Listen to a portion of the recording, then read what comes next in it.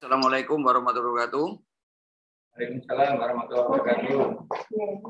Waduh, pesertanya banyak ya. Oke, terima kasih Pak Agus bahwa kita hari ini akan berbagi. Moga-moga yang dibagi ini sangat bermanfaat dan berguna bagi teman-teman puskesmas. Karena ini urusan mutu puskesmas, ini mulai dulu selalu menjadi groginya teman-teman puskesmas. Jadi selalu kalau mutu sudah bingung memang bingung itu wajar. Berarti kita bisa berpikir, kalau tidak bingung, nah itu tanda tanya bisa berpikir apa enggak gitu ya. Oke, bab 5 ini agak baru, walaupun tidak baru, tapi strukturnya menjadi lebih mampat sekali daripada yang bab 369 dulu. Saya akan mulai dulu. Jadi dasar apa namanya pemikirannya itu bahwa ada UKM, ada UKP, kemudian ada bagian UKM dan UKP, ada admin, ada KMP sekarang. Nah di dalam ini semua itu harus ada mutu. Jadi KMP itu menjadi yang apa ya? Melingkupi semuanya. Oleh karena itu, mungkin dalam proses akreditasi yang akan kita lakukan dan yang sudah kita lakukan seyogyanya, kita semua itu memahami peran masing-masing, walaupun masing-masing itu juga mempunyai kontribusi yang sangat signifikan. Contohnya sekarang, banyak regulasi-regulasi yang di bab UKP itu ditarik ke admin atau ke KMP, istilahnya saya itu KMP ya. Jadi kalau admin ini lebih sini, kalau KMP ini ada kepemimpinan dan manajemen, jadi lebih luas daripada sekadar admin. Jadi ada kepemimpinan dan manajemen. Jadi kalau dulu hanya admin, nah sekarang ini kepemimpinannya muncul. Karena dalam mengelola puskesmas itu memang membutuhkan satu sisi manajemen yang bagus, manajemen yang bisa dipertanggungjawabkan, dan kepemimpinan yang pantas diikuti. Nah, itu di situ. Nah, karena basic view-nya di sini, maka sekarang kita sudah sewajarnya kalau teman-teman di puskesmas, teman-teman pendamping ini, saya sarankan teman-teman pendamping ini mengarahkan bahwa kepemimpinan dan manajemen puskesmas itu sangat-sangat penting dalam rangka mensukseskan semua program yang ada di puskesmas. Karena kalau kepemimpinan dan manajemennya itu tidak responsibel, nah itu akan menjadi kendala dalam segala program. Jadi mari kita perbaiki KMP-nya puskesmas. KMP ini kita perbaiki agar semua program termasuk akreditasi bisa berjalan dengan baik. Ini sebagai awal pembahasan kita. Kemudian struktur bab 5, itu perlu kami sampaikan, ada 5 standar di sana. Ini kalau dulu kita agak susah, walaupun sebenarnya ya susah gampang. Sekarang kita akan lebih fokus dan lebih baik, bisa mengikuti dengan baik. Yaitu bahwa ada standar 1, bab 5 ini ada peningkatan mutu yang dilaksanakan secara berkesinambungan. Jadi di sini kita akan ngomong mutu. Kalau kita ngomong mutu, berarti nanti ada dimensi mutu, ada siklus mutu. Nah, ini yang perlu kita pahami. Kemudian yang 52, itu manajemen risiko. Kalau manajemen risiko, berarti risiko itu akan ada yang sudah terjadi dan yang belum terjadi. Artinya yang sudah terjadi itu biasanya kita sebut dengan, semuanya kita sebut dengan insiden keselamatan pasien atau insiden keselamatan ya. Di sana ada KTD, yang di dalamnya juga ada sentinel, kemudian ada KTC, dan ada KNC. Itu adalah yang sudah terjadi. Dengan KPC, itu yang belum terjadi. Jadi ada pokok bahasan itu nanti ya. Kemudian sasaran keselamatan pasien ini biasanya ada 6 sasaran, tetapi karena satu sudah dikeluarkan menjadi 5.5, maka di sini tinggal 5. Ini satu kita keluarkan di 5.5, yang di sini yang 6 tinggal 5. Terus kemudian di sini ditambah bahwa ada sistem pelaporan insiden keselamatan dan budaya mutu. Jadi kalau dulu memang pelaporan ada, tapi hanya sampai dinas kesehatan, sekarang harus ada yang sampai ke KNKP. Sedangkan budaya mutu ini dulu ada di 912 ini ya. PPI sebagai bagian ini kita keluarkan di sini. Nah sebenarnya kalau kita ngomong keselamatan pasien itu bagian dari mutu. Cuma karena mungkin ini dinilai sangat rawan dan sangat strategis sekali, maka keselamatan pasien ini dibahas tersendiri di luar dari mutu. Walaupun ini juga termasuk mutu. Jadi strukturnya seperti ini. Jadi kita masih pahami. Karena kalau dengan struktur ini, maka kita akan lebih mudah melihat instrumen itu. Ketimbang kita baca instrumen jadi bingung. Nah, jadi ini kita sekarang ini caranya. Kemudian dari masing-masing standar ini maka akan ditetapkan. Misalnya contoh mutu. Ini saya singkat aja ngomong mutu ya. Bahwa Kepala Puskesmas menetapkan tim mutu dan program peningkatan mutu. Jelas di 512 ada tim mutu, ada programnya. Kemudian 512 ada Kepala Puskesmas dengan tim mutu itu harus berkomitmen membudayakan peningkatan mutu dan keselamatan pasien berkesinambungan melalui indikator mutu. Nah, saya ngomong di sini ningmut ini peningkatan mutu, kalau inmut itu indikator mutu. Ini yang kriteria yang kedua. Kriteria yang ketiga, hasil pengukuran inmut dianalisis dan ada validasi. Ini hal yang dulu tidak ada. Nah, sekarang ada validasi, tetapi tidak semua divalidasi. Nanti bisa dibaca apa saja, kapan harus melakukan validasi, dan kapan tidak perlu melakukan validasi di kriteria masing-masing. Kemudian di 514 peningkatan mutu dicapai dan dipertahankan. Ini maksudnya di sini ada CQI, Continuous Quality Improvement. Jadi di sini sudah jelas ada tim mutu, ada programnya, kemudian komitmen dan ada pengukuran dan sebagainya, sampai kepada cycle-nya yang merupakan CQI, Continuous Quality Improvement. Ini dari 51. Saya akan coba overall garis besarnya dulu biar kita lebih enak mengikuti. Kemudian 52 ini manajemen risiko. Manajemen risiko ini ada risiko penyelenggaraan ini. Jadi risiko yang tadi yang ada sebelum terjadi dan belum terjadi itu harus diidentifikasi, kemudian dilakukan analisis dan sebagainya. Nah, yang dilindungi di sini yang menjadi sasaran adalah pengguna layanan, keluarga, masyarakat, petugas, dan lingkungan. Jadi ini luas sekali. Tidak hanya pasien, jadi risiko itu, tapi semuanya menjadi. Kemudian bagaimana penyelenggaraannya dari yang 521 ini. Ini secara garis besar begitu. Kemudian yang 5.3, sasaran keselamatan pasien. Nah, ini ada 5, betul ada 6, makanya nanti yang satu dilainkan masuk ke 5.5. Jadi, proses identifikasi pasien dilakukan dengan benar. Yang pertama, jadi ini 531 itu ini. 532 itu proses peningkatan komunikasi efektif, KOMEP tak singkatin, dalam pemberian asuhan. Jadi, harus melakukan komunikasi efektif, itu ada SBAR dan sebagainya nanti ya. Dari situ.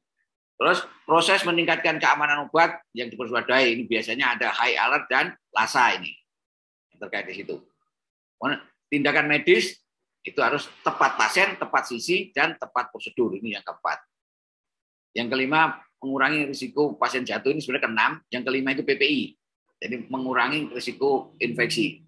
Nah, ini karena satu dikeluarkan menjadi 5.5 nanti ini menjadi hanya risiko jatuh. Jadi 5.3 nanti isinya ini. Isinya ini semua. Kemudian 5.4 ini pelaporan dan budaya keselamatan. Jadi sistem pelaporan IKP, nah ini ada aplikasinya,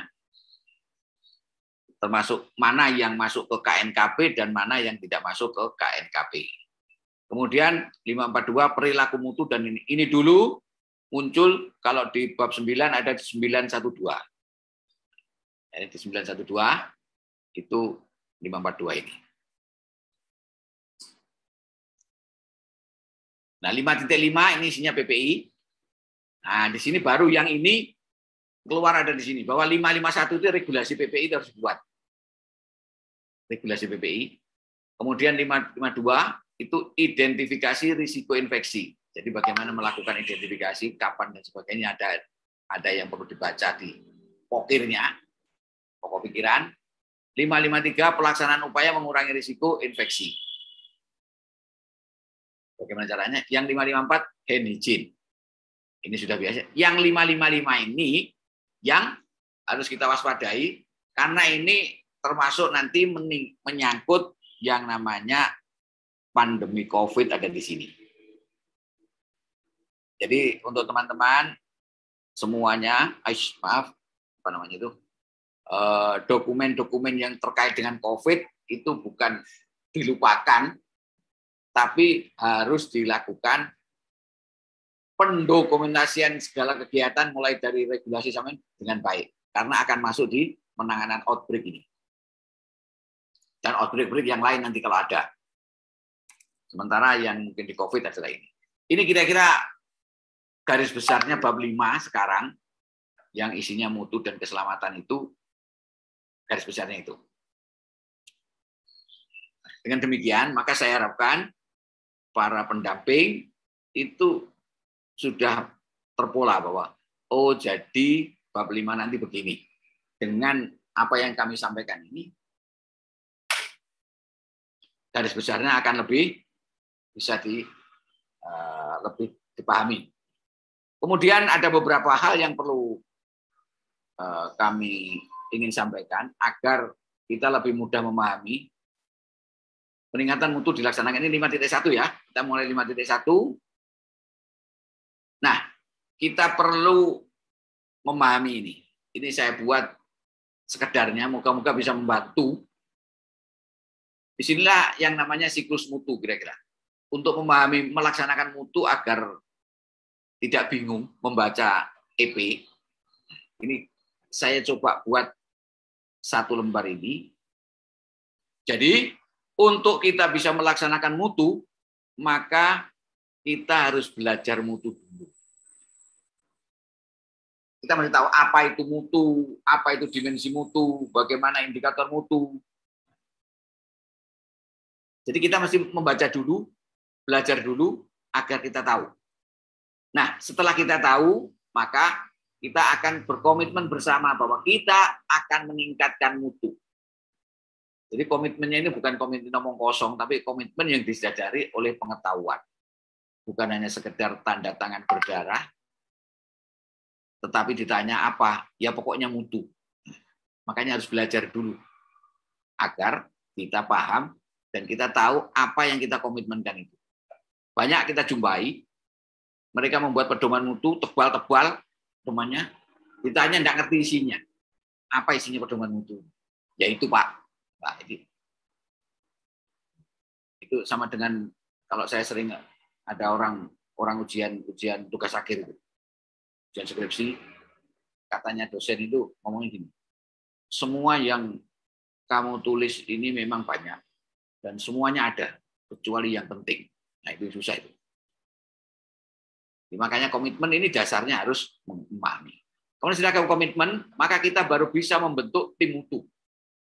Nah, tim mutu ini ada syaratnya itu, nanti bisa dibaca di pokirnya itu, bagaimana timnya itu, bagaimana kalau pusukannya banyak orang, bagaimana kalau sedikit orang. Silakan itu Jadi tim mutu harus dibentuk berdasarkan pengetahuan yang cukup. Tim mutu dibentuk. Setelah tim mutu dibentuk, maka menyusun kebijakan mutu bersama dengan kepala puskesmas terutama. Kebijakannya bagaimana? Nah, biasanya kebijakan ini, sebenarnya ini ceritanya agak panjang kalau kita membuat kebijakan.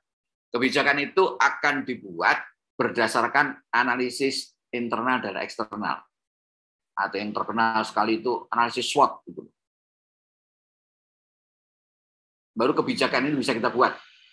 Jadi kebijakan tidak lahir begitu saja tanpa harus dasarnya. Jadi apa kalau kita ngomong tentang puskesmas ya, puskesmas dengan pelanggannya. Bagaimana pelanggan, bagaimana pesaing, bagaimana kondisi di luar, bagaimana kondisi di dalam, di puskesmas, bagaimana petugas kita, bagaimana tenaga kita, dan sebagainya. Itu dianalisis, kira-kira apa yang sesuai kebijakan yang kita ambil untuk meningkatkan mutu ini. Nah, setelah kebijakan mutu ini kita bisa buat, maka kita bisa menyusun pedoman mutu. Ini pedoman mutu kita susun kalau kebijakan itu sudah lahir. Nah, di dalam pedoman mutu isinya macam-macam. Bisa dilihat di pedoman penyusunan dokumen akreditasi. Itu ada di sana. Seperti apa pedoman? Pedoman mutu itu seperti apa susunan ininya, redaksionalnya. Jadi kita susun pedoman mutu. Kemudian di dalam pedoman mutu itu pasti ada indikator mutu. Indikator mutu. Nah, indikator mutu ini nanti akan dilakukan pengukuran. Makanya itu sebelum dilakukan pengukuran dibuat yang namanya kamus indikator. Kamus indikator, profil indikator ya. Ada profil indikator. Saya tulis di sini ada profil ini. Jadi indikator mutu itu nanti dibuat profilnya. Profilnya kalau nggak salah itu ada berapa? 18 poin itu. Masing-masing indikator. Nah, kita tahu bahwa indikator mutu ini untuk puskesmas ada indikator mutu prioritas puskesmas, di mana indikator mutu prioritas itu berasal dari area prioritas. Kemudian juga ada indikator mutu untuk layanan. Jadi masing-masing layanan itu ada indikatornya. Di samping itu juga ada yang disebut dengan SKP, sasaran keselamatan pasien. Jadi kalau sasaran keselamatan pasien berarti ini disusun pedoman mutu ini termasuk keselamatan pasien bisa dimasukkan di sini sebenarnya. Ada pedoman mutu dan keselamatan pasien. Jadi di sini juga masuk, nanti di sini indikator mutu dan sasaran keselamatan pasien. Ada. Jadi ada 3. Di samping itu juga ada indikator nasional mutu. Indikator nasional mutu yang dimasukkan nanti dilaporkan lewat profil. Ya. Jadi ada INM, ada indikator mutu prioritas puskesmas, IMPP, ada indikator layanan, ya. Kemudian ada sasaran keselamatan pasien. Nah, ini dilakukan pengukuran sesuai dengan yang namanya profil indikator itu. Di profil indikator ditetapkan bagaimana maksudnya, definisinya bagaimana, cara ngukurnya bagaimana, evaluasinya bagaimana, penanggung jawabnya siapa, ada itu ya. Pengukuran. Nah, kemudian dari indikator mutu yang ada itu ada yang dilakukan validasi, ada yang enggak. Ada syarat-syarat kapan dilakukan validasi. Jadi di pokir nanti bisa dibaca kapan lakukan validasi, kapan tidak perlu validasi. Makanya ini panahnya ada yang ke sini, ada yang lewat sini. Nah, dari hasil ini kita lakukan monitoring. Monitoring misalkan ada bulanan, ada mungkin mingguan, terserah ya. Ada monitoring indikator mutu. Setiap bulan minimal bersama dengan rapat puskesmas itu apa namanya?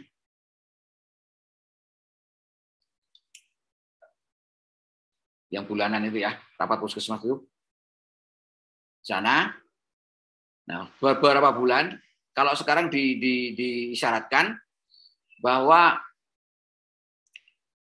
kemudian nanti dilakukan audit internal.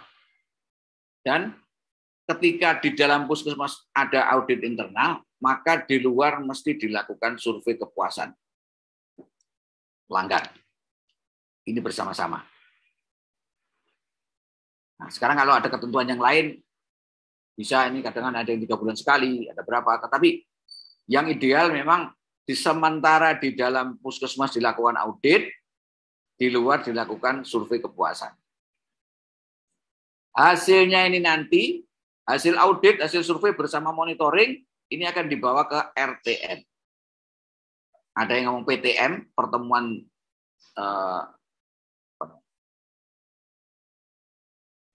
tinjauan mutu, PTM, pertemuan tinjauan atau rapat tinjauan mutu. Nah, hasilnya, monitoring ini bulanan ini bagaimana, auditnya bagaimana, surveinya bagaimana, dibawa ke RTM.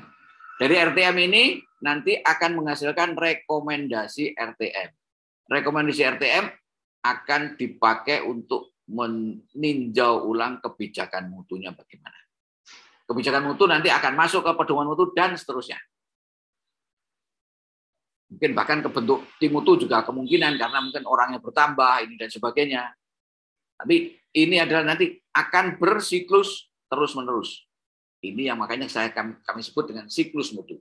Jadi kalau kita melakukan ini, insya Allah itu yang namanya standar 51 itu bisa selesai di sini. Kita lakukan ini.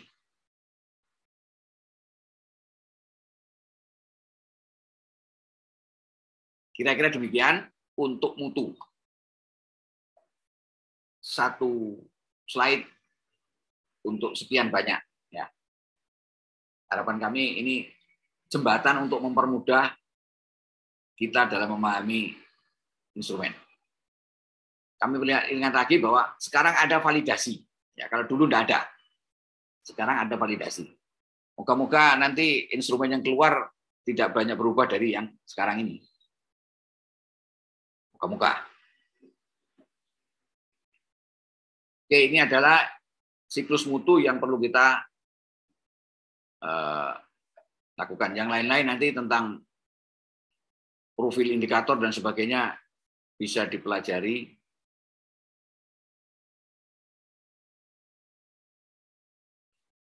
Ini diantaranya isi-isi yang apa namanya 511 itu secara pokirnya.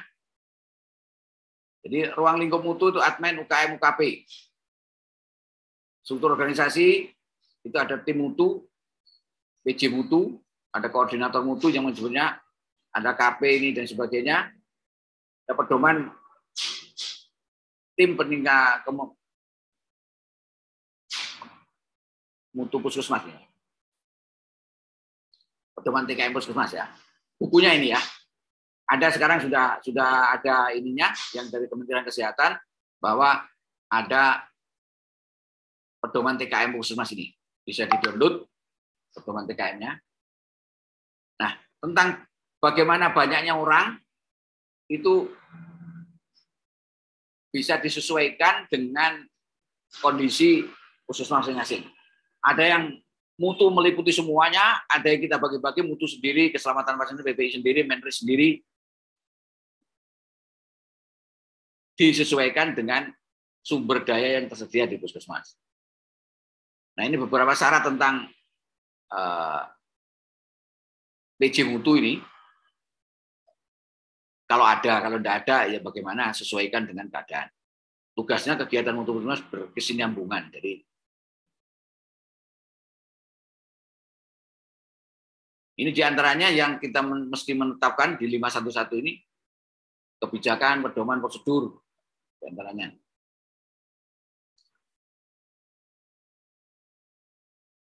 Peningkatan mutu minimal tujuan target. Jadi ini ada panduan secara kasar. Nah, yang juga dulu tidak muncul dikomunikasikan secara lintas program dan lintas sektor. Kalau dulu lintas program oke, tapi lintas sektornya dulu tidak begituan yang di UKP ya. Tapi yang sekarang ini lintas sektor juga. Program peningkatan mutu itu difasilitasi, didukung sumber dayanya. Ini dulu ada di 913 ada. Kemudian bisa mengikuti P1, P2, P3 dan tindak lanjutnya ya. Ini perkembangan kebutuhan dan harapan teknologi Ini merupakan dukungan yang perlu kita pertimbangkan, harapan masyarakat, kebutuhan masyarakat, ada perkembangan teknologi, ada perundang-undangan yang berubah, mungkin kalau sekarang mungkin Permenkesnya berubah, dan sebagainya, itu kita menjadi perhitungan ini dalam membuat program peningkatan mutu. Didokumentasikan usaha ini, didokumentasikan, sosialisasi, dikomunikasikan ke pemberi layanan. Jadi semua pemberi layanan harus paham, dulu juga demikian, kalau nggak salah dulu di 944 itu. Di 944 ini ada. 944 ini ya. Bahwa hasil-hasil peningkatan mutu, tentang pedoman mutu dan sebagainya mesti disosialisasikan ke dalam semua masyarakat puskesmas. Itu diantaranya. 511. EP-nya ini, mungkin kita tidak perlu bahas EP-nya, biar nanti waktunya cukup untuk yang lain-lain.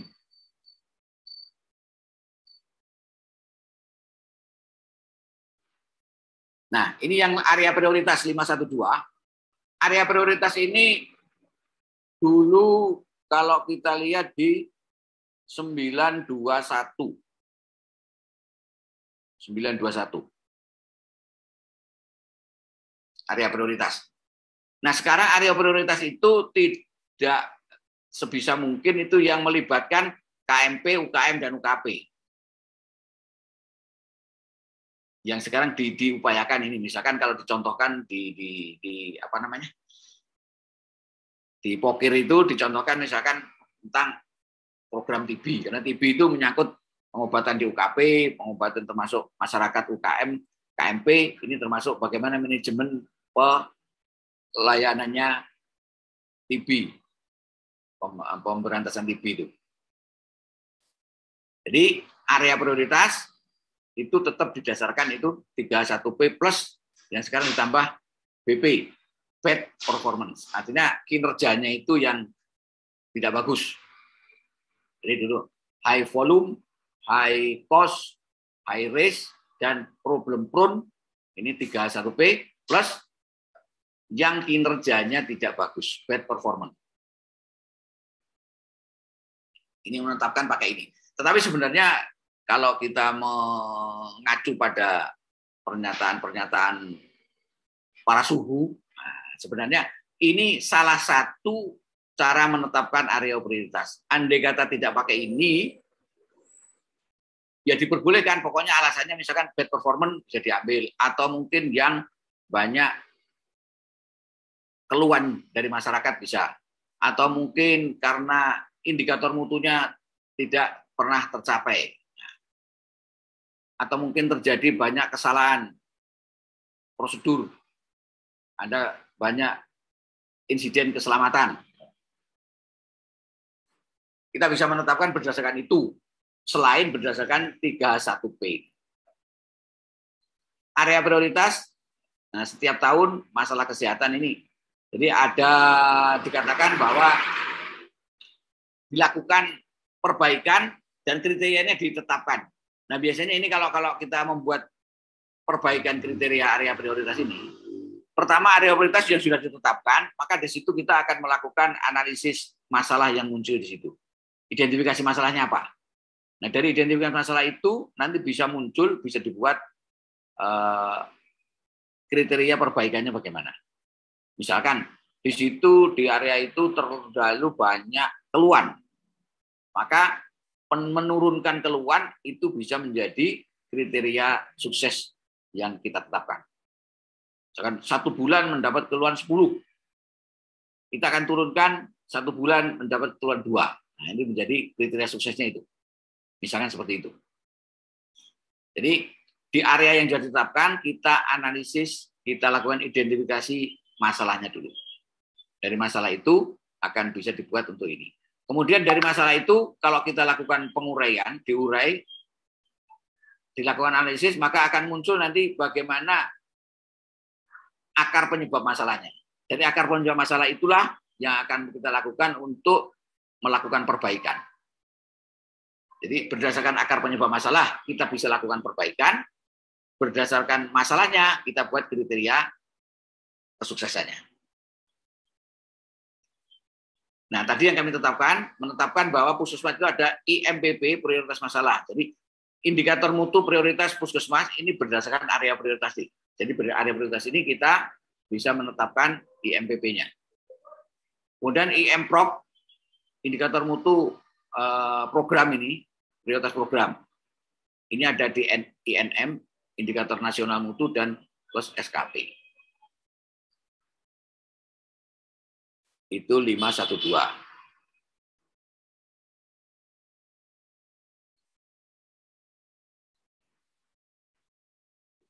Nah, ini saya aja bahwa indikator SKP itu ada 6 tadi. Kepala Puskesmas dan PJ Mutu mendapat pelatihan. Nah, ini jadi mutu yang bagian mutu mesti mendapat pelatihan. Pelatihan bisa berupa lokakarya, kaji banding, OJT atau in-house training. Pelatihan mutu, ya. Dari kaji banding masuk di sini untuk perbaikan mutu. Indikator mutu yang tercapai targetnya diganti. Boleh diganti sekarang, kalau dulu tidak diganti, tapi sekarang diganti. Indikator yang belum tercapai targetnya dilanjutkan. Ini EP-nya. EP tidak usah dibahas, nanti dibaca aja EP-nya. Bahwa bunyinya seperti ini. Hasil pengukuran dianalisis dan validasi. Nah, ini yang validasi tadi. Jadi perlu dilakukan validasi, ini syaratnya ada. Validasi itu apa? Diantaranya akan disampaikan ke publik, atau ada yang baru, ada tekniknya baru, diantaranya itu. Oleh karena data yang sahih diperoleh dari cara pengukuran yang sahih. Makanya itu yang disebut sahih ini adalah cara pengukuran yang seperti ditetapkan di dalam profil indikator. Jadi profil indikator menetapkan, contohnya misalkan yang mudah, waktu tunggu pasien di pendaftaran. Itu kita mulai bahwa semenjak pasien mengambil nomor antrian, atau semenjak pasien datang melapor, atau semenjak dia mendapat posisi duduk, misalkan seperti itu. Nah, ini ditetapkan dalam profil indikator itu. Sebenarnya juga misalkan di UGD, itu respon time misalkan. Respon time itu ditetapkan berdasarkan pasien datang ditangani dokter, apa pasien datang ditangani petugas kesehatan. Nah, ini ditetapkan. Kalau dokternya cuma satu, jangan membuat kriteria bahwa semenjak pasien datang ditangani dokter, dokternya cuma satu.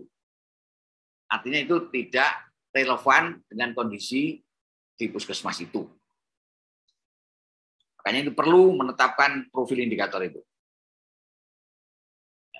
Kemudian validasi dilakukan oleh petugas yang ditunjuk. Nah, ini ada petugas validator. Kalau orangnya cukup, khusus yang validator itu ada petugasnya. Tetapi kalau orangnya tidak cukup, ya sudah. Bisa pakai L4, lu lagi ya.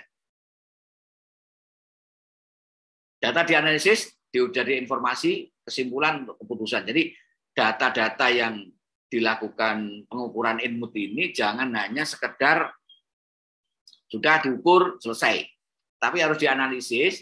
Dari analisis data itu nanti akan menghasilkan informasi yang bisa dibuat, disimpulkan dan dibuat untuk mengambil keputusan. Analisis data, petugas yang kompeten lapor ke kepala puskesmas untuk ditindaklanjuti. Jadi yang menganalisis data itu ya orang-orang yang mengerti data. Kalau tidak mengerti ya dilatih dulu. Banyak yang membuat data tapi ditanya untuk apa data ini juga tidak tahu. Bagaimana cara menganalisis juga tidak tahu. Sangat disayangkan. Iman-iman data yang sudah ada tapi menjadi nganggur datanya. Nah, analisis data bisa menggunakan teknik statistik. Jadi misalkan ada tren, ada prosentase dan sebagainya.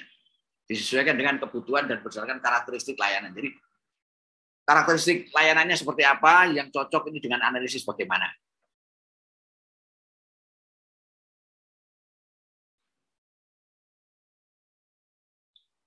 Validasi ini ada ininya, silakan nanti bisa dibaca kapan validasi data dilakukan. Analisisnya juga begitu, ini ada contoh-contohnya, ada pakai tren, ada database dan sebagainya. Silakan bisa diikuti sesuai dengan yang telah ditetapkan oleh instrumen. Ini yang agak penting, kinerja mutu dan partisipasi publik ini ya. Bahwa sebagai badan publik, Puskesmas itu badan publik ya. Puskesmas wajib menyediakan informasi publik yang akurat, benar dan faktual. Jadi informasi yang disediakan mungkin di papan data, di papan umum itu harus akurat, benar dan faktual. Informasi tentang kinerja Puskesmas adalah informasi publik. Untuk itu perlu disampaikan kepada publik, pada masyarakat. Jadi capaian-capaian, makanya itu sudah dipelopori oleh BOK dulu. BOK itu harus di-share ke publik. Penyampaian informasi tentang kinerja Puskesmas dapat mendorong partisipasi dan aktif. Kinerja mutu, indikator mutu yang merupakan tolok ukur yang digunakan untuk mengukur keberhasilan program mutu. Jadi indikator mutu, mungkin mutu-mutu itu bisa disampaikan kepada publik bagaimana pencapaiannya.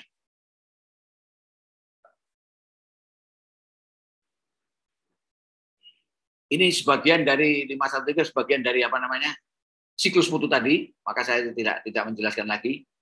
Nanti di siklus mutu itu sudah kita bisa lihat bagaimana kita mengerjakan mutu. Sama, ini 514 juga bagian siklus mutu. Jadi kalau kita paham tentang siklus mutu itu, insya Allah semuanya ini akan bisa diisi itunya, tinggal menyesuaikan dari siklus mutu itu. Sekarang manajemen risiko. Manajemen risiko, nah ini kami saya buat ini. Jadi risiko itu tadi ada yang telah terjadi dan yang mungkin terjadi. Risiko itu ada dua ini. Kalau yang telah terjadi kita masuk di KTC, KNC, ada Sentinel dan KTT.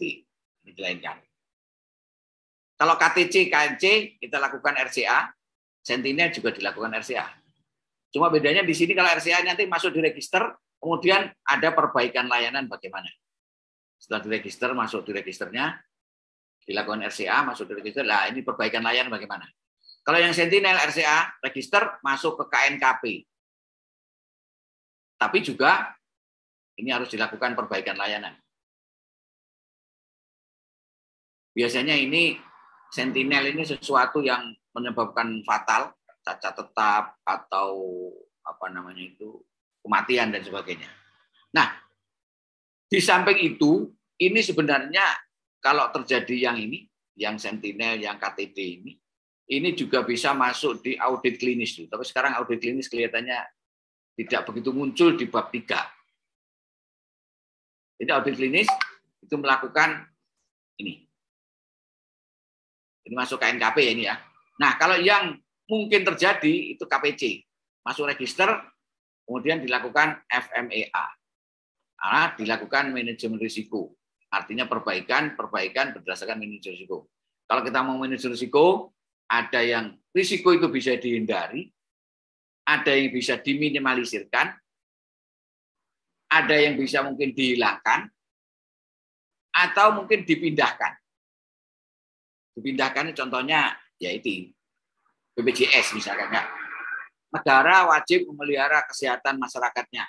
Karena negara tidak mungkin, maka muncullah BPJS. Jadi BPJS itu sebagai arena pengalihan risiko kesehatan oleh pemerintah. Jadi manajemen risiko tentang di 5.2 ini kira-kira gambaran globalnya begini. Tetap ada bahwa sasarannya itu adalah sasaran program, ada pasien, ada masyarakat, ada petugas. Ya. Nah, kemudian dari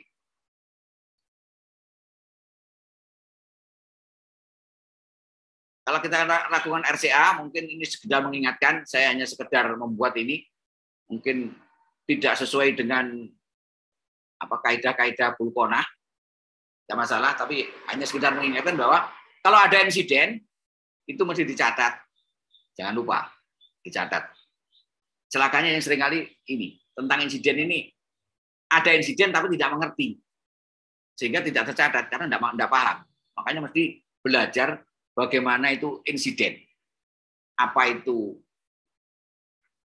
KNC, apa itu KPC, apa itu KTC, apa itu KTD, apa itu Sentinel. Jadi kita mesti pahami itu dulu.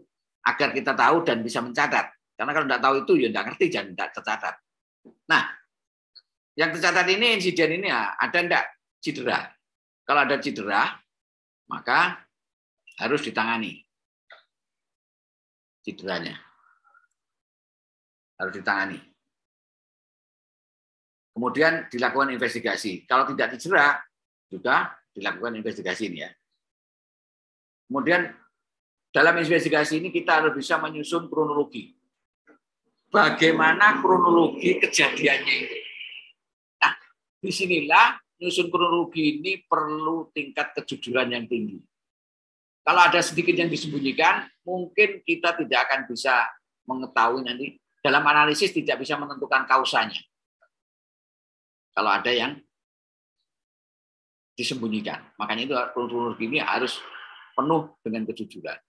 Dari sini dianalisis nanti akan muncul kausanya apa. Kalau kausanya sudah ditentukan, bisa dikoreksi bagaimana, bisa dicegah bagaimana. Maka ada perbaikan layanan. Itu sebenarnya untuk insiden yang telah terjadi. Insiden yang telah terjadi, ya. Kemudian kalau insiden yang belum terjadi bagaimana? Maka FMEA yang akan. Jadi FMEA ini biasanya kita akan mengidentifikasi berdasarkan SOP. Jadi SOP-nya dibuat dulu. Tapi SOP-nya jangan SOP yang salah. Kalau tidak salah ya SOP-nya dibuat benar. Setelah SOP benar itu, maka diidentifikasi KPC-KPC yang mungkin terjadi di masing-masing aktivitas. Identifikasi. Setelah itu diregister, didaftar. Diregister, maka dilakukan scoring OSD, occurrence, severity, dan detectable. Dilakukan scoring. Ini harus tim, tidak bisa sendirian. Tim ya, antara tim manajemen risiko dan tempat layanan yang bersangkutan. Di sini, scoring OSD. Dari scoring ini, maka nanti dilakukan ranking hasilnya. Oh ini sorry kurang anu ya. Jadi OSD nanti dijadikan ada risk priority number ya. Lupa di sini. Ada RPN ya. Dihitung O kali S kali D jadi RPN. Setelah RPN muncul baru di ranking. Ada yang kelewatan. Jadi ada dihitung RPN-nya, kemudian di ranking, di Pareto. Setelah Pareto dilakukan persentase, di cut off, ditetapkan mana yang masuk dan mana yang tidak masuk. RCA tiap-tiap risiko, nah dari tiap-tiap risiko dilakukan RCA lagi apa kira-kira. Baru ada bisa tindakan prevensi dan evaluasi dengan nanti misalkan tahun depan dilakukan bagaimana RPN-nya itu sudah membaik atau belum misalkan. Sini. Sorry ini di RPN-nya tidak tertulis. Jadi scoring ini menurut RPN ranking. Oke, ini FMEA kira-kira begini. Kemudian sasaran keselamatan pasien. Jadi di 531 itu proses identifikasi pasien dilakukan dengan benar. Penyebab salah identifikasi itu apa biasanya? Kondisi yang butuh prosedur identifikasi yang khusus. Jadi misalkan ada perpindahan dan sebagainya ya. Ini ada teknis melakukan identifikasi. Tadi disampaikan oleh Dr. Susan bahwa identifikasi dilakukan dengan dua hal yang tidak berubah. Misalkan dari nomor rekam medik, nama, tanggal lahir, nomor rekam medik. Sekali ini dari kamar berapa? Kalau ini yang dihindari atau dari yang dihindari ada dari dua hal yang tidak berubah. Kecuali nomor rekam medik juga bermasalah. Nah, itu. Kemudian momen-momen wajib dilakukan identifikasi isinya itu. Jadi kapan melakukan wajib dilakukan identifikasi, itu harus dilakukan. EP-nya cuma 2 diantaranya. Tapi isinya banyak. Dilakukan identifikasi pasien sebelum dilakukan prosedur diagnostik, tindakan, pemberian obat, pemberian imunisasi, pemberian diet sesuai dengan kebijakan lain. Jadi rantaiannya banyak. Makanya itu dengan 5 bab ini EP-nya lebih sedikit, tapi dokumennya bisa lebih banyak. Kalau kita lihat di bab C1 ini aja, ini yang dilihat nanti bagaimana di diagnostik, bagaimana di tindakan, bagaimana di obat, bagaimana di imunisasi, dan kemudian diet. Tinggal nanti kurang 20%, 20-80, atau lebih 80%. Nah itu. Jadi untuk mendapat nilai 10 di sini, ini cukup upaya yang heboh. Upayanya cukup heboh ya, di beberapa tempat. Dilakukan prosedur tepat identifikasi. Ya, ini sesuai pokok pikiran. Oke, komunikasi efektif pemberi asuhan. Salah asuhan, saya ini salah asuhan ya.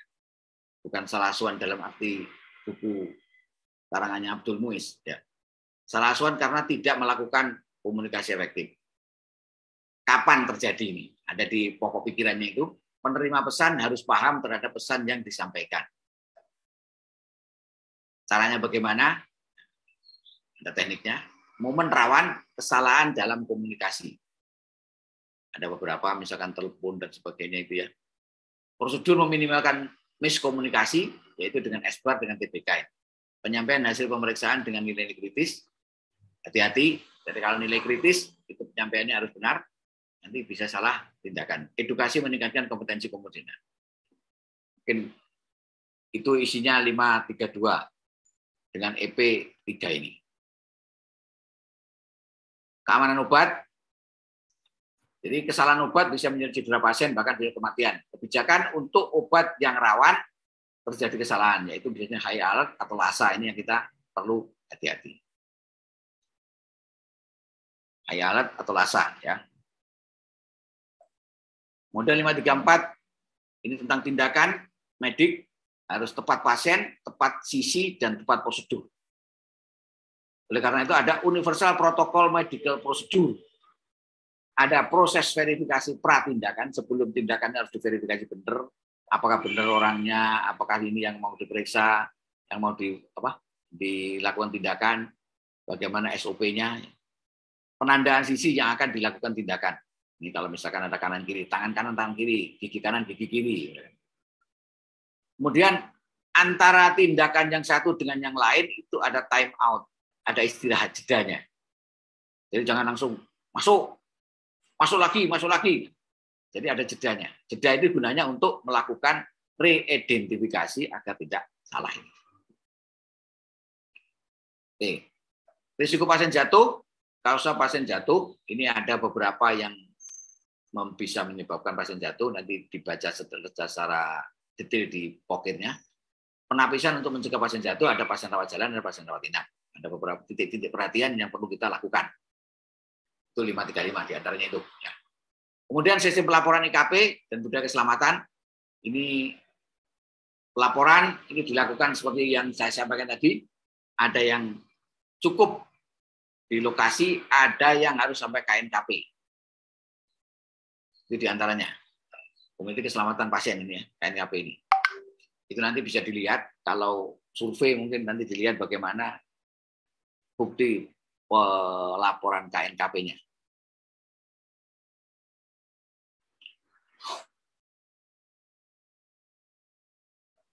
Ini tentang perilaku mutu dan keselamatan. Nah, ini dulu ada di 912, perilaku mutu dan keselamatan. Jadi ini sekali lagi, perilaku ini di breakdown dari tata nilai yang ditetapkan oleh Puskesmas. Tata nilainya apa? Dari tata nilai itu nanti bisa diurai menjadi indikator perilaku mutunya bagaimana. Di sana ditahukan bahwa ada perilaku terkait dengan budaya keselamatan, ada yang tidak mendukung budaya keselamatan. Itu di pokok pikirannya ada, ditetapkan itu. Nah, caranya diantaranya itu, nanti terus, dari itu indikator perilaku itu bisa dilakukan penilaian.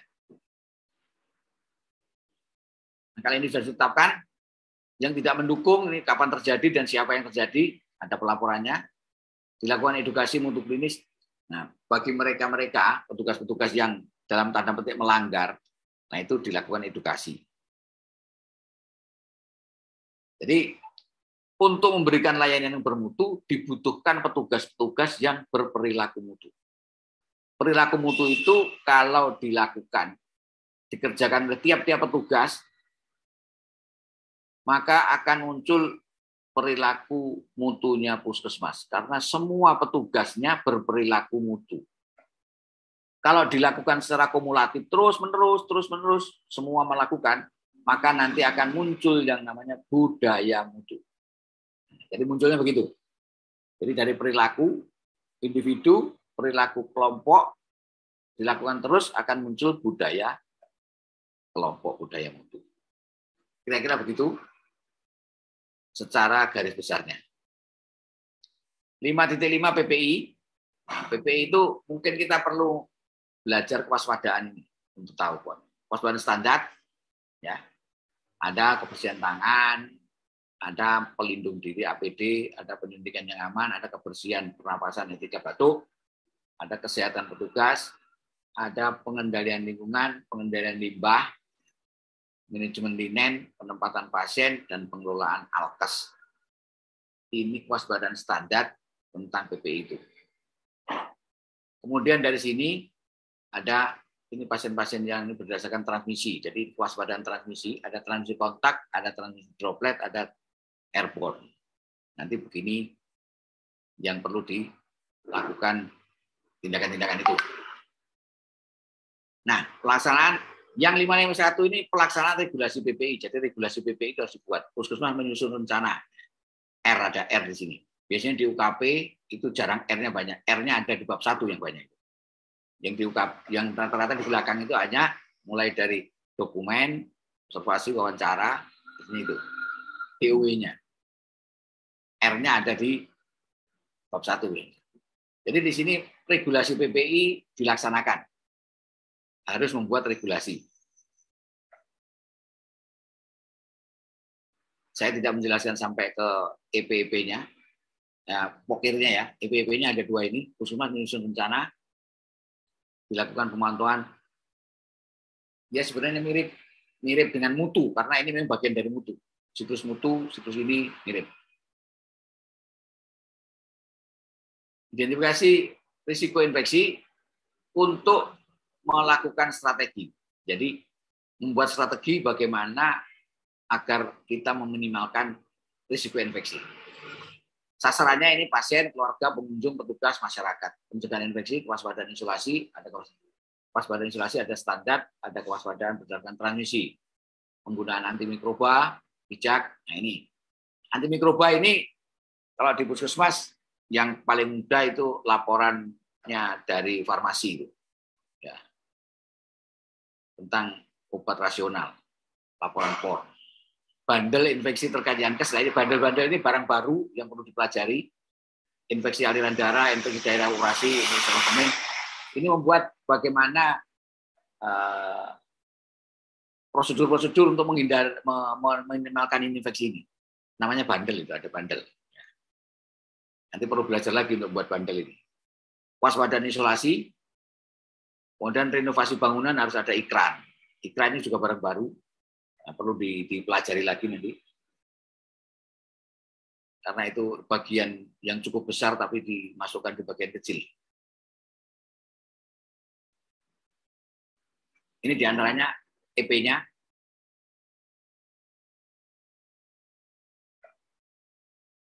Ada bandel-bandel tadi ini membuat untuk ide kajian risiko ini terkait dengan pelayanan ini infeksi itu ada bandel-bandel itu.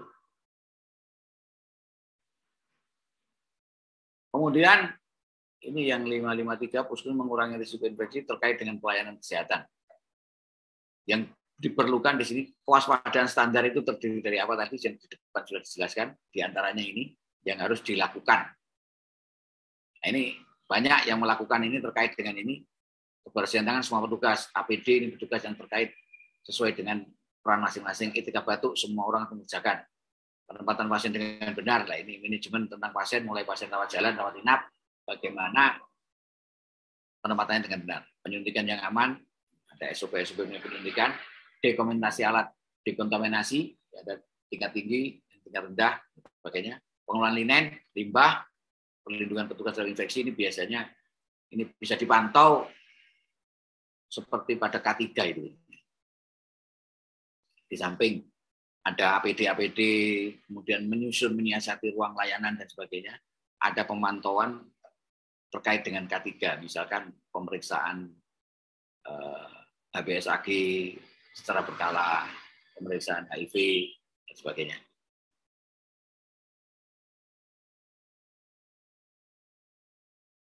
(554) ini tentang kebersihan hand hygiene ya, ini teknis cuci tangan seperti apa, 6 langkah cuci tangan, 5 movement ini, kira-kira terkait dengan itu isinya. 554.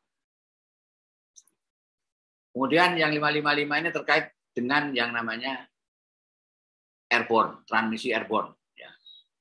Jadi kewaspadaan transmisi tadi ada kontak, droplet, ada airborne. Nah, ini dilakukan identifikasi mana-mana yang terjadi airborne, APD-nya bagaimana, SOP-nya bagaimana. Yang 555.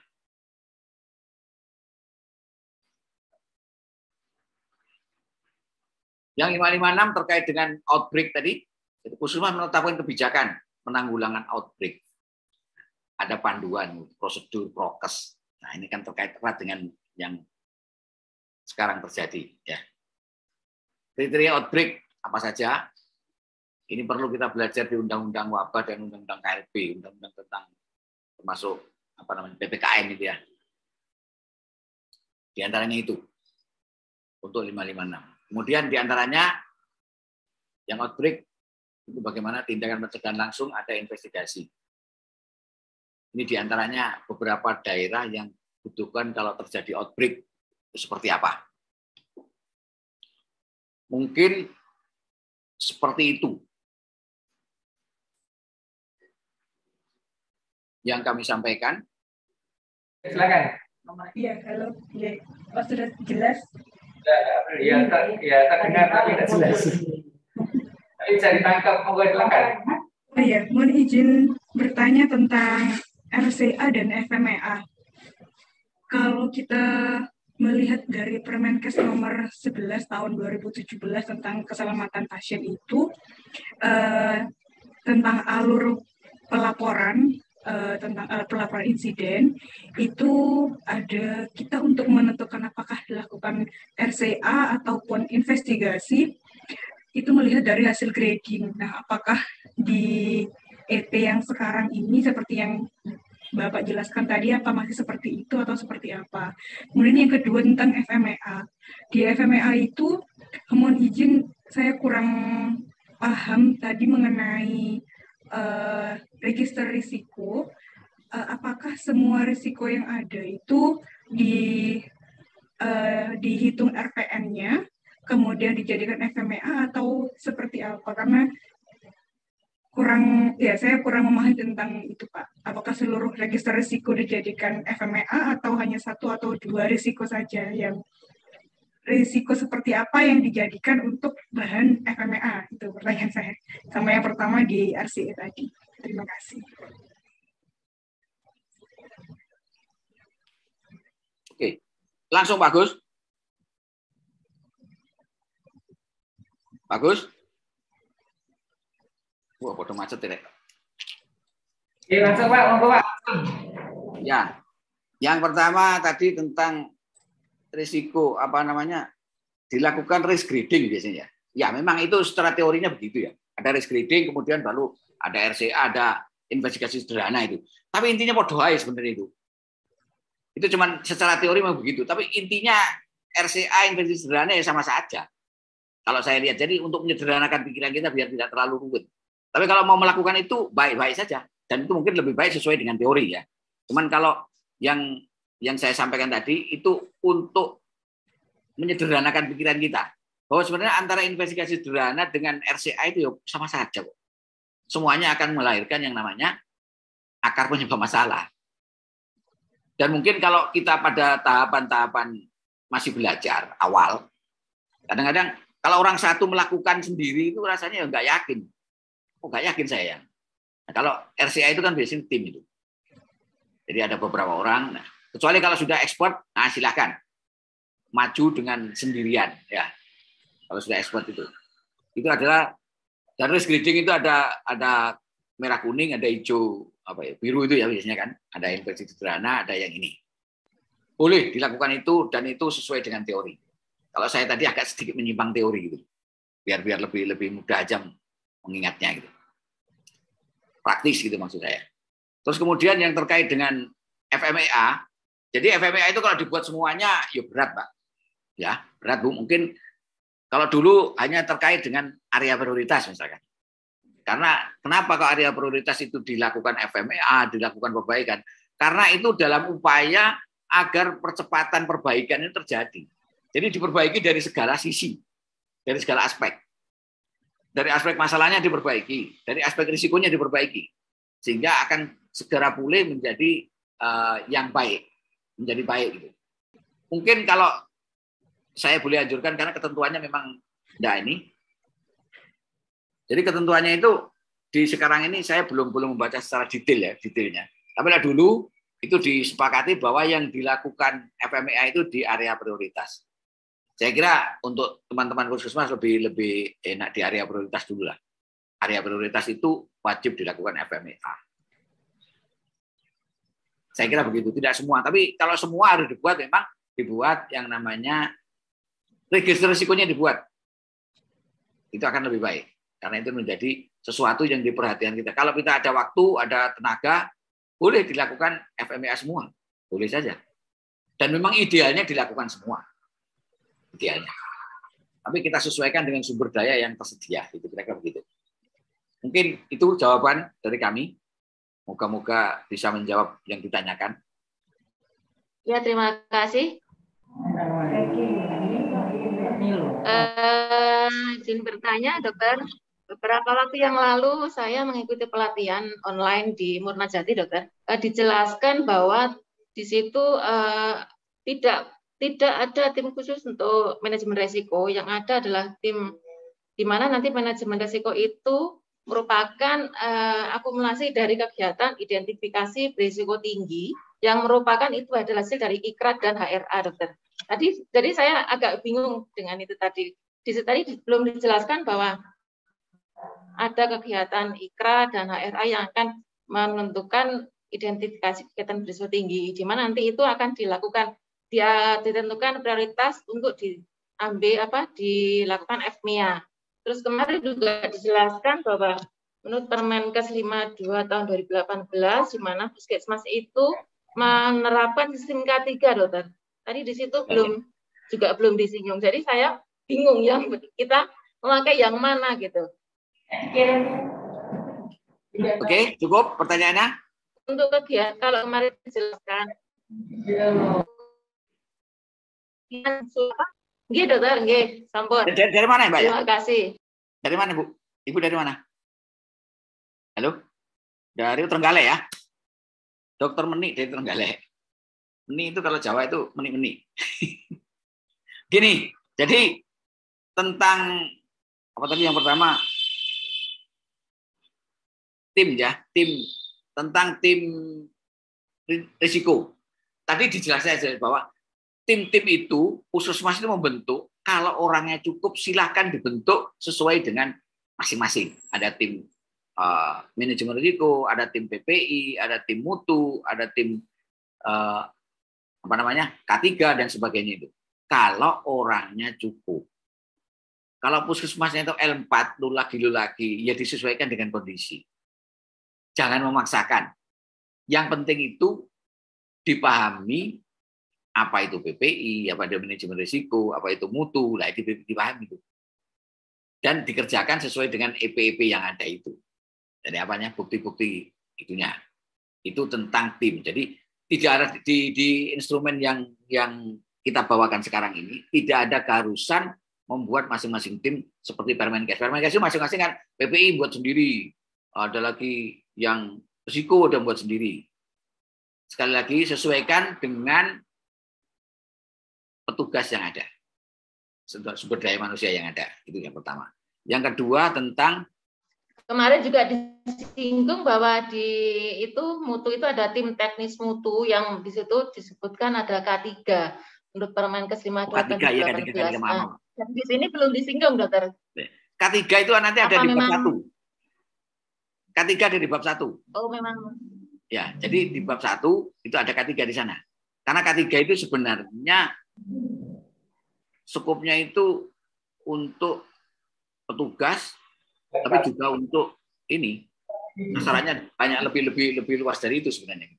K3 tersendiri K3. Jadi K3 di bab 5 ini memang tidak disinggung khusus, tetapi nanti di bab 1 ada. Mungkin besok disampaikan untuk K3-nya mungkin. Oke, satu lagi dokter. Ya. Kalau kemarin itu dijelaskannya, jadi FMEA itu ya mungkin endingnya sama dari proses kegiatan identifikasi kegiatan berisiko tinggi itu nanti yang di FMEA di situ dokter. Sama ya dokter ya, sama dengan FMEA. Sebenarnya FMEA itu kan upaya kita dalam risiko ya. Jadi risiko tiap-tiap layanan, di tiap-tiap layanan itu ada risiko. Dari risiko itu yang kita identifikasi dulu. Makanya itu biasanya berdasarkan SOP-nya dulu. Karena masing-masing mungkin di laborat sendiri, di UGD. Kalau UGD campur laborat kan tidak mungkin gitu loh. Jadi di masing-masing layanan itu. Kalau kita melakukan program, misalkan kita melakukan untuk pelayanan pemberantasan TB, ya di situ risiko-risikonya terjadi juga di identifikasi sesuai dengan itu. Jadi per kegiatan itu biasanya. Jadi tidak bisa kita seluruh puskesmas jadi satu, enggak. Nah, perkara mana yang berisiko tinggi, mana yang tidak berisiko tinggi, semuanya itu kemungkinan terjadi error itu ada. Makanya idealnya tiap-tiap itu kita melakukan.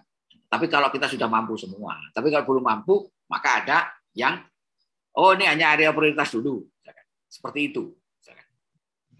Itu satu kebijakan dari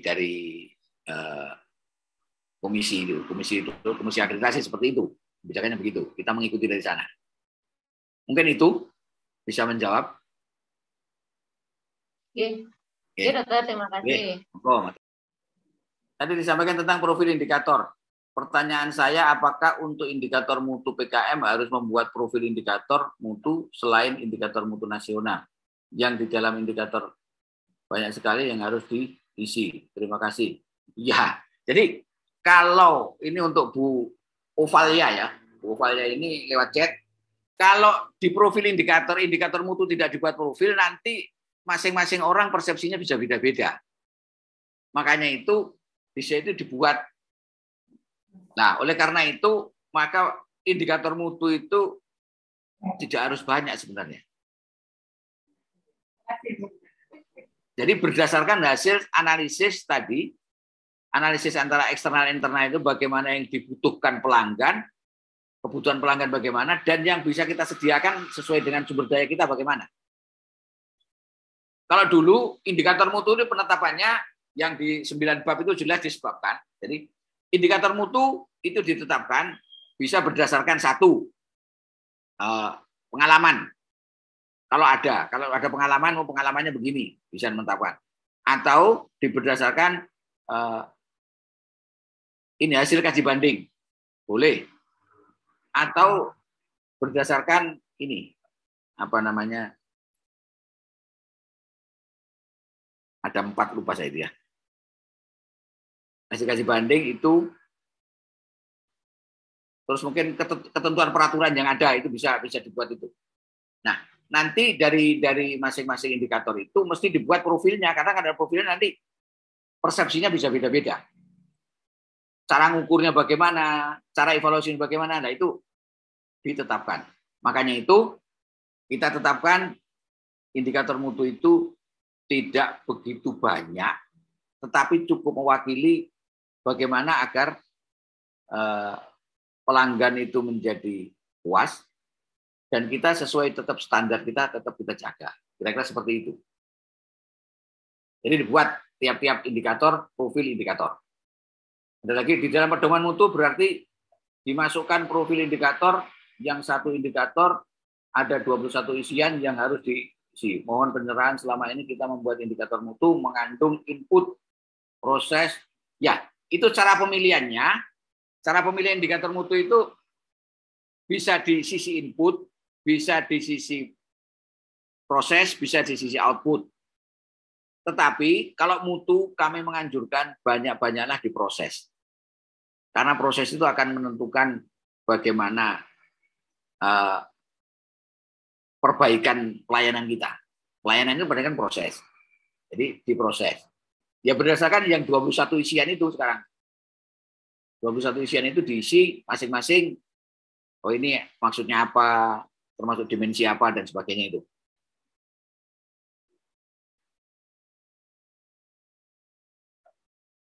Tidak harus tiga-tiganya, inputnya apa, prosesnya apa, outputnya apa. Tapi kami menganjurkan banyak-banyaklah memilih di proses. Karena kalau output itu nanti bisa dievaluasi, evaluasi kinerja bisa lewat output. Tapi kalau proses itu mungkin tidak tampak. Demikian juga kalau ngambil input, input itu tidak selamanya bisa dipenuhi. Karena memenuhi input itu tidak mudah. Contohnya, ada puskesmas yang tidak punya tenaga apoteker. Jadi indikatornya puskesmasnya harus ada apoteker. Mintanya kepada siapa itu tidak mudah. Jadi mungkin di yang 9 bab dulu, di bab 9 itu ada, bahwa menetapkan itu juga berdasarkan ketersediaan sumber daya, pengalaman, hasil kaji banding, dan yang kemungkinan bisa berhasil. Jadi indikator untuk itu ya saya baru ingat ini. Jadi memilih indikator itu diantaranya itu berdasarkan ketersediaan sumber daya, berdasarkan pengalaman, berdasarkan kaji banding, dan kemungkinan yang bisa berhasil. Kalau tidak mungkin berhasil ditetapkan indikator ya percuma nanti. Kira-kira itu, Bu Valia. Ini Pak ada yang agak kenaikan tampak berkesinambungan karena sudah berhenti sejak survei terakhir 2017. Terus. Ya. Jadi supaya kegiatan mutunya tampak nyambung dari terakhir 2017 sampai sekarang ini. Dari mana Pak itu Pak? Itu dari Dr. Ahmad Afifuddin. Dari, oh iya. Jadi Pasuruan. Pasuruan. Jadi begini ya, memang pandemi COVID ini cukup membuat pengaruh kepada kegiatan puskesmas. Apalagi puskesmas itu tenaganya cuma sedikit sehingga fokus menangani menangani COVID, yang lain-lain terbengkelai. Yaitu itu hal-hal yang banyak terjadi. Namun demikian, di COVID pun itu kan juga ada beberapa hal yang terkait dengan mutu. Jadi ya di COVID itu yang mesti kita fokuskan agar tetap nyambung gitu. COVID-nya itu. Di COVID juga banyak mutu sehingga nanti alasan untuk bahwa karena keterbatasan sumber daya dan sebagainya itu terjawab dengan adanya COVID-nya itu. Di COVID juga banyak hal yang terkait dengan mutu loh. Kalau kita perhatikan benar-benar. Mungkin ada beberapa hal indikator yang terputus, ya. Tapi itu tadi, alasan rasional harus disampaikan. Kalau tidak rasional ya kita tidak tahu nanti seperti apa. Mungkin itu, Pak Agus. Mohon izin bertanya, Pak. Ya, monggo. Iya, mohon maaf tadi PC-nya nggak bisa speakernya, jadi saya pakai HP. Tadi disinggung tentang KNKP, Dok. Itu mohon dijelaskan itu linknya seperti apa, kemudian yang dilaporkan ke KNKP itu apakah semua insiden atau KTD aja. Terus yang kedua,